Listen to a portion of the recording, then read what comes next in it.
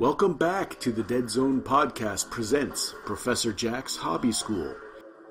We are making fire. This is part 2 in the series of how we make a realistic looking silicone-based fire effect for your miniatures. As you can see, we have from part 1 the yellow cores.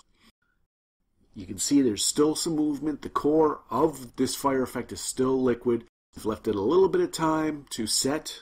The outside's cured just enough that we can go on to the next step.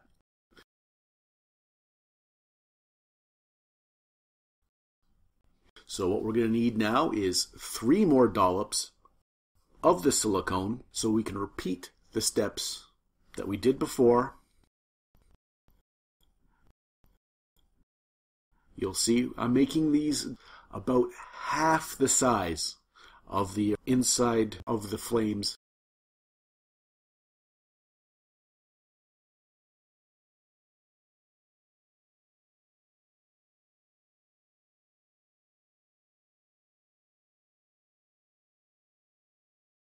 The next layer is going to be orange. Take a little bit of the orange pigment, just a tiny bit. And I can't stress this enough, it's got to be a tiny bit.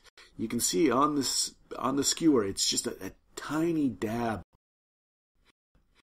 Now we start mixing that up into this silicone. And again, we don't need to mix it so thoroughly that it's all one monotone color. But we just got to mix it around so it's mostly colored.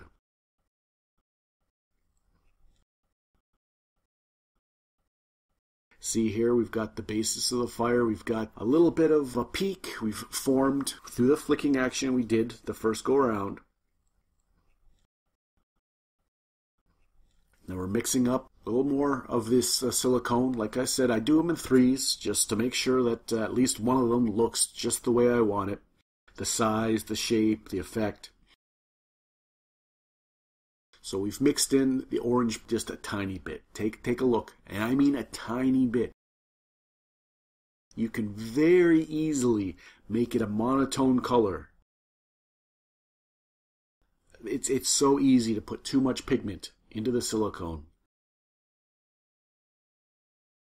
Now here we go. We have the 3 orange blobs of silicone. We're going to put these onto the yellow silicone to fill in, to make another layer. It's going to be a little more difficult now. We have to work with the first layer where it's got the peaks, where it's got the valleys. Now you've got to start working with it, moving it up, flicking, getting the orange in places that are on the base, but also up and onto the tips, making sure not to obscure too much of the yellow. And trying not to do too much damage to the yellow core in case it hasn't set as much as you would have liked. But again, just start flicking it up. Just flicking it up. The more chaotic it is, the less it looks like you're doing it right, the more natural it's going to look.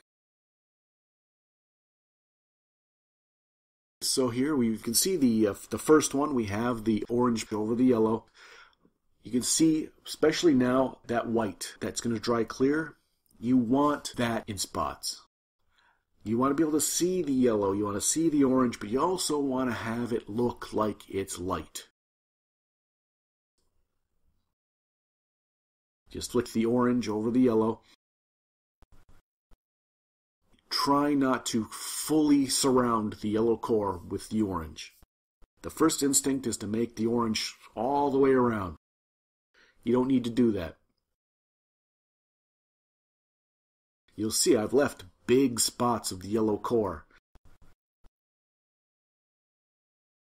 It does not necessarily have to be perfect.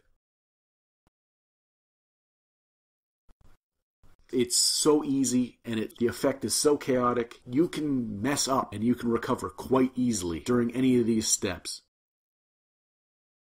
You want to leave some spots. Don't obscure all the yellow. In fact, leave gaps on this step.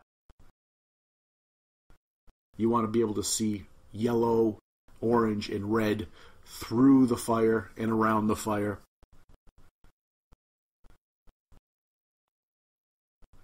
So here we go. I'm just flick, flick, flick, flick, flick.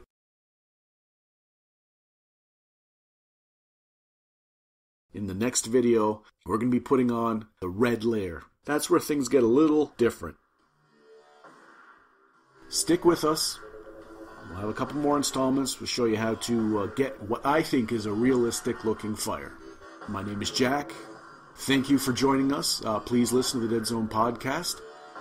Stay tuned. Thank you. And good night.